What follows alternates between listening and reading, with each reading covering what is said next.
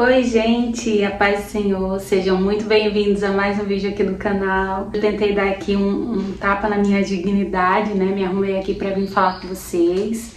Como eu sempre falo, que a minha vida é meu maior testemunho, eu não poderia deixar de testemunhar algo que aconteceu aqui na nossa casa, na nossa família. E eu senti de Deus para compartilhar isso com vocês. Então eu espero que você esteja com o seu coração aberto como uma terra fértil para receber essa mensagem, que ela possa falar ao seu coração e que Deus possa trabalhar em você através dessa palavra. Se você é novo por aqui ou ainda não é inscrito aqui no canal, já se inscreve, deixa seu like, comenta e compartilha. E juntos vamos levar a palavra de Deus adiante. Como vocês sabem, né, eu acabei de tem um mês e alguns dias que eu tive um bebê, né, o nosso Isaac, o nosso menino. E o Isaac, ele é resposta de oração, assim como a Emanuele, mas ele também foi uma profecia, né? Lá em 2019, teve um dia que a gente foi no monte e a Manu era bebezinha, a Manu tinha meses. E a gente orando lá no monte, quando a gente desceu, uma pessoa que eu não conheço, usada por Deus, entregou essa profecia pra gente, que nós ainda iríamos gerar, né? Que nós iríamos ter um filho e ele se chamaria Isaac. Naquele momento, eu com pouco tempo que tive a Manu, por um momento eu até imaginei que fosse uma profetada e não quis acreditar muito naquilo, mas em meio àquela profecia ele também profetizou outras coisas que se cumpriram. E ali eu fiquei com a minha mente tendo a certeza de que se aquilo que ele tinha falado se cumpriu, a promessa que o Isaac viria para nossa vida também iria se cumprir em algum momento. E então a nossa promessa se cumpriu. Ano passado, no ano de 2025, eu estava com muita vontade de ter um bebê, né? E aí eu conversei com meu esposo. Só que ao mesmo tempo que eu queria engravidar, que a gente queria engravidar, a gente pensou em N possibilidades, né? A gente pensou em muitas coisas que a gente ia ter que abrir mão, porque nós sabemos que filho, ele não é um empecilho, mas sim, nos custa algo. Então eu pensei tantas coisas que talvez, né, poderia afetar a minha rotina, eu não conseguiria mais dar conta daquilo que eu precisava fazer. E ali eu comecei a analisar as circunstâncias. Uma delas é, não tenho minha casa própria. Isso sempre foi assim o meu maior medo de ter filho, porque nós sabemos que o mundo que nós vivemos hoje é muito instável. E eu não quero, né, que aconteça algo e os meus filhos, onde vão ficar? Imagina se acontecesse algo. Mas enfim, um dia eu estava no trabalho e eu estava num setor que eu estava sozinha.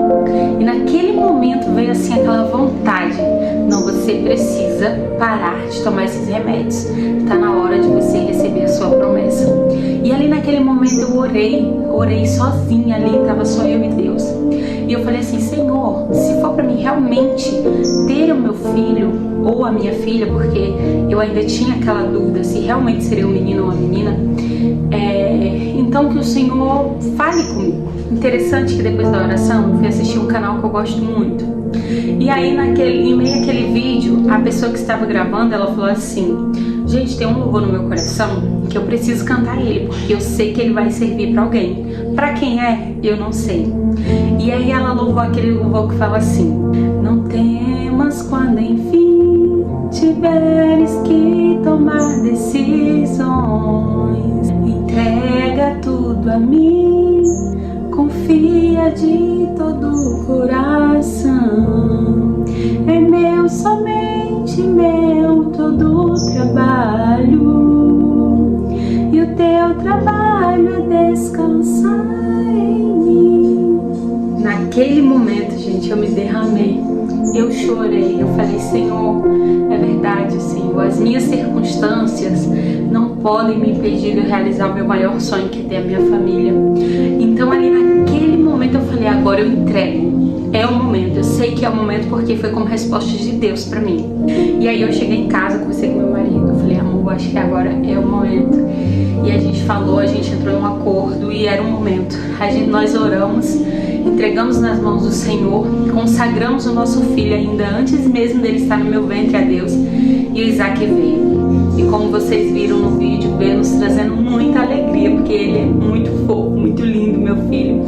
E a nossa casa está, eu me sinto, sabe, como eu posso dizer, eu me sinto completa. Eu sinto que a minha família está completa.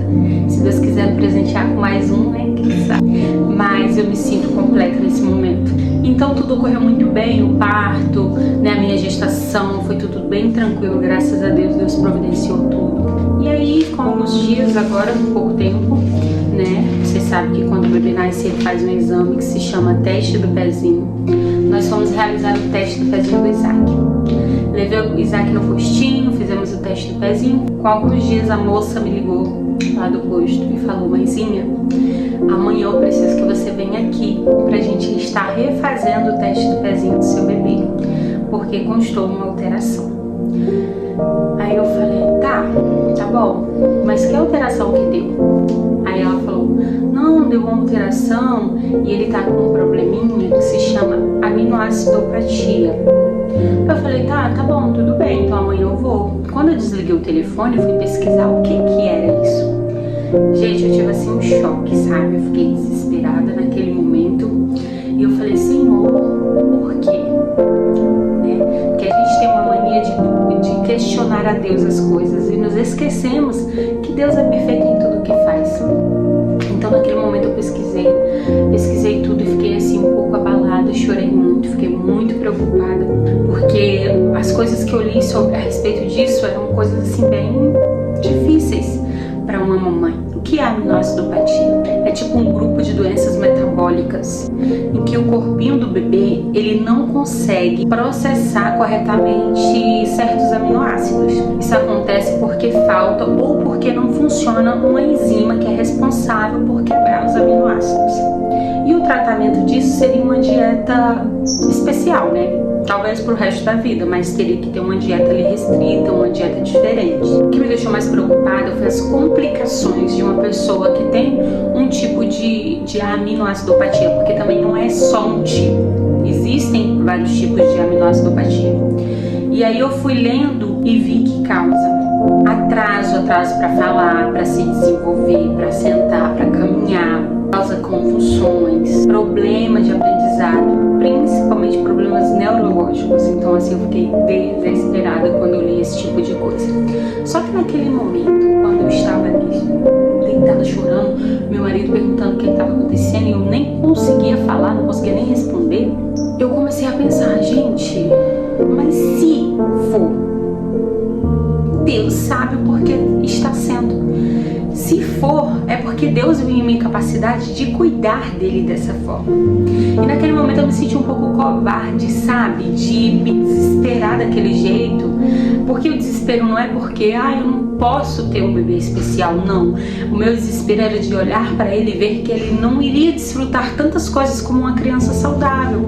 E em meio a esse desespero, aos decorrer dos dias, eu fui lá, refiz o exame, me explicaram muito bem a respeito, me tranquilizaram, entrei em contato com a pediatra dele, também me tranquilizou e tudo mais.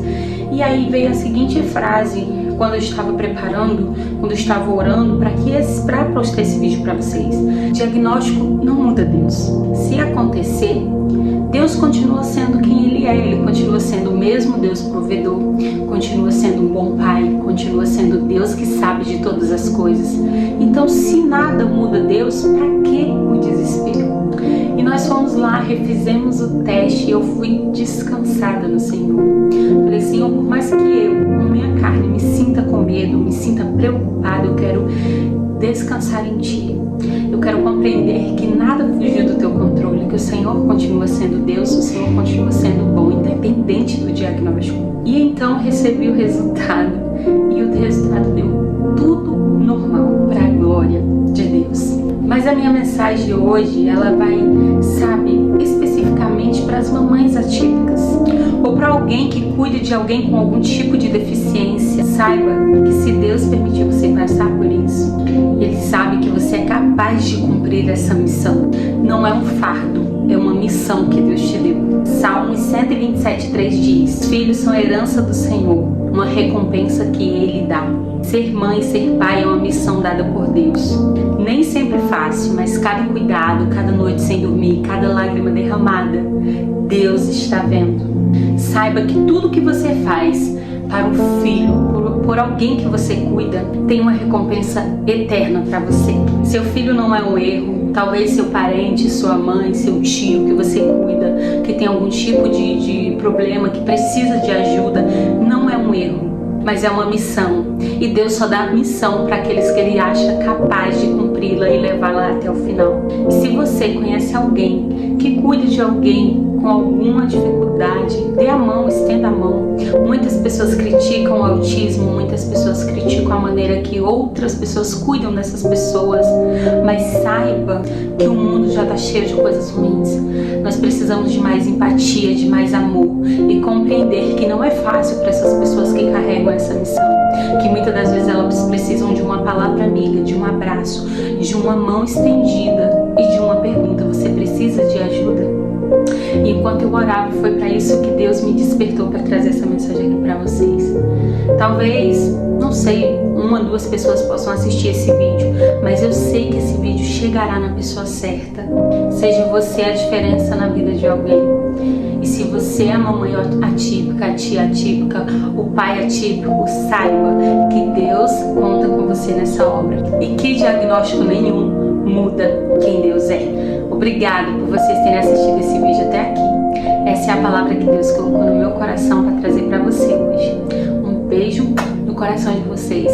Tchau, tchau e até o próximo vídeo, porque o meu bebê está me chamando.